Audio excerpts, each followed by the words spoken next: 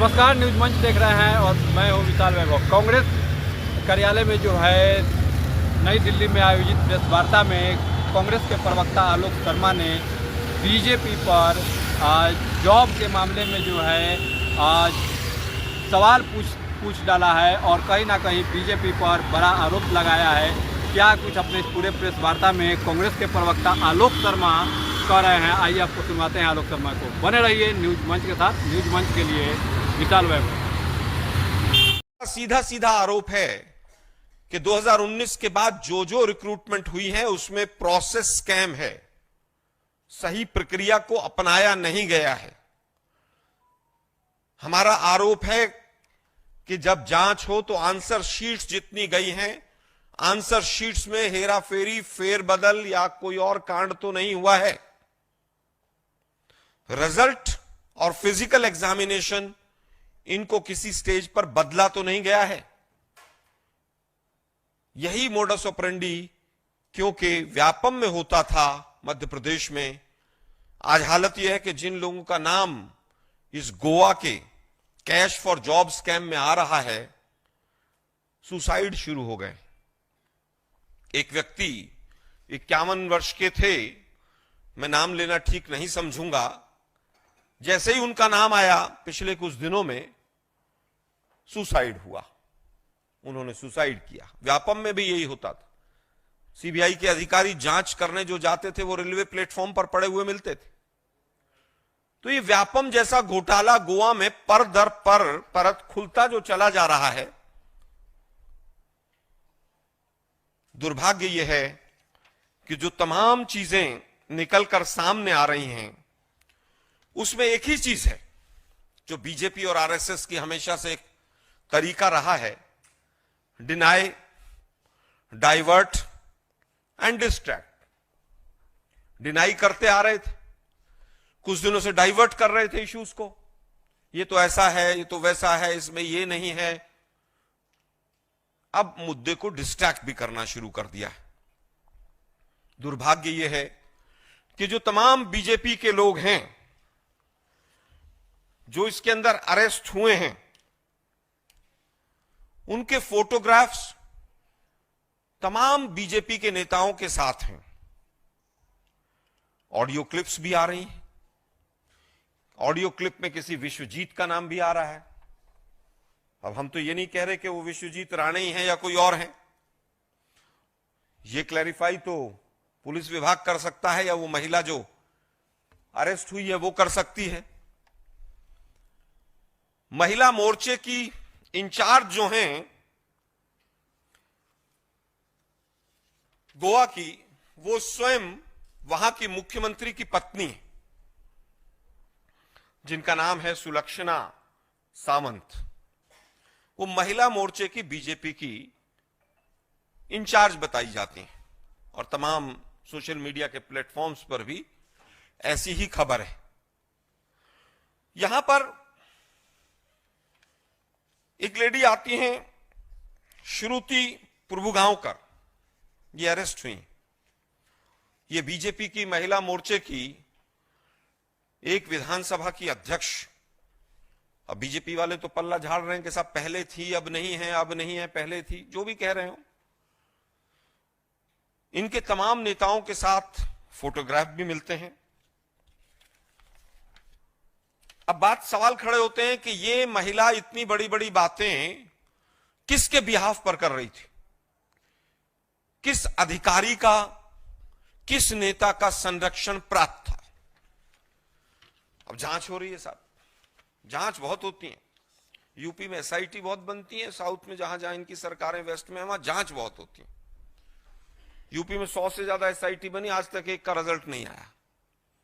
जांच कौन कर रहा है? गोवा पुलिस। गोवा पुलिस किसके अधीन है?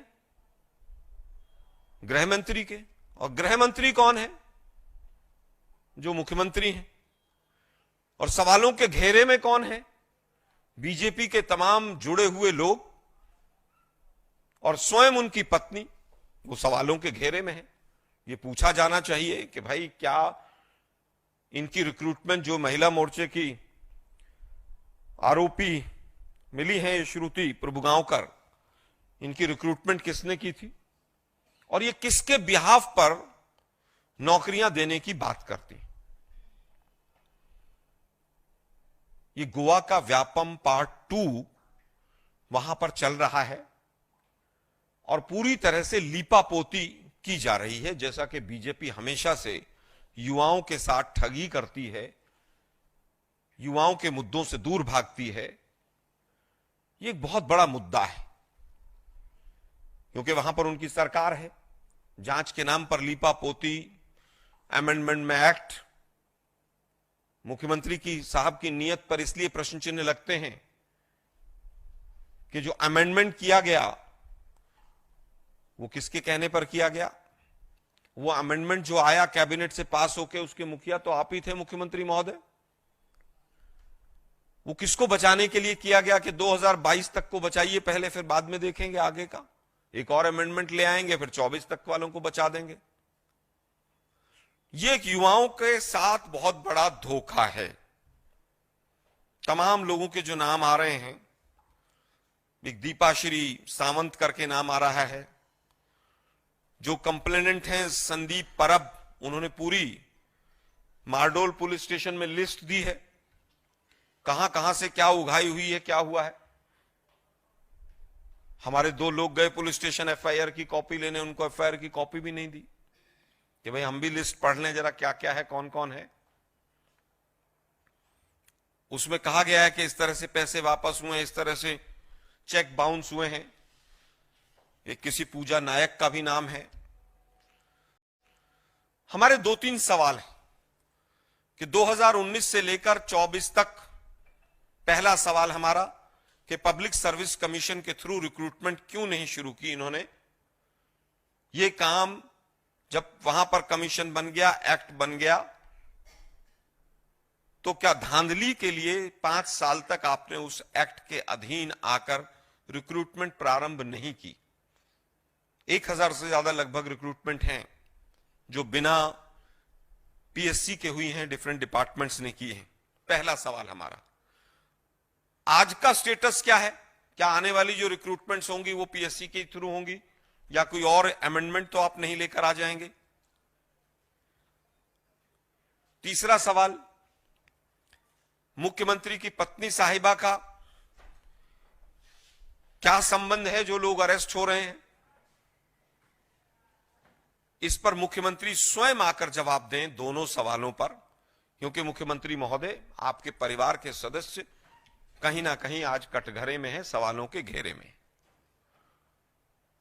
इसके बाद जांच कौन करेगा? हमारी सीधी सीधी मांग है कि एक व्हाइट पेपर आए 2019 के बाद, कौन कौन सी रिक्रूटमेंट किस किस पोस्ट पर हुई, कौन कौन सी एक्सटेंशन हुई। मोदी साहब की स्टाइल में काम कर रहे हैं ये भी, एक एक अधिकारी को कई कई एक्सटेंशन देते हैं। एक चीफ इंजीनियर साहब हैं, उनको 3-3 एक्सटेंशन मिल चुकी। पूरा मोदी स्टाइल में पूरा रिक्रूटमेंट प्रोसेस और व्यापम स्टाइल में घटनाएं घट रही हैं। व्हाइट पेपर आए 2019 से लेकर 2024 तक कितनी रिक्रूटमेंट हुई है, क्या क्या प्रोसेस रहा है उनका, कब कब डेट ऑफ एडवर्टीजमेंट रहा है, सिलेक्शन का क्या प्रोसेस रहा, एग्जाम की डेट क्या रही, इंटरव्यू की डेट क्या रही, पूरा सार्वजनिक होना चाहिए, एक व्हाइट पेपर आना चाहिए। दूसरा, हाई पावर्ड कमेटी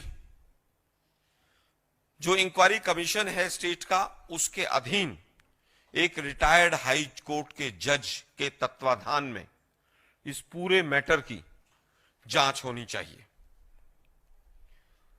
वैसे तो मोदी जी की ईडी सीबीआई बड़ी तेज है, कहीं भी पहुंच जाते हैं, जहां चुनाव होते हैं वहां भाजपा के फ्रंटल ऑर्गेनाइजेशन की तरह आगे आगे चल देते हैं। इनकम टैक्स वाले सबसे आगे चलते हैं, होड़ लगी रहती है कौन जाकर क्या पहले विपक्षी दलों के साथ कार्रवाई शुरू करेगा। क्या यह मामला पूरी तरह से जो कैश फॉर जॉब है ईडी संज्ञान में लेगी उसको? क्या यह पूरी तरह से पीएमएलए का मैटर नहीं है? क्या मनी लॉन्ड्रिंग नहीं है? यहां पर 20-20 एफआईआर हो गई हैं। ईडी वाले कहते हैं साहब हम नए केस को नहीं लेते, पहले एफआईआर होनी चाहिए, अब तो 20-20 एफआईआर हो गई हैं। ऑडियो क्लिप्स भी सामने आ रही हैं, सब कुछ सामने, लेकिन ईडी हो, सीबीआई हो, इनकम टैक्स हो, सब खामोश बैठे।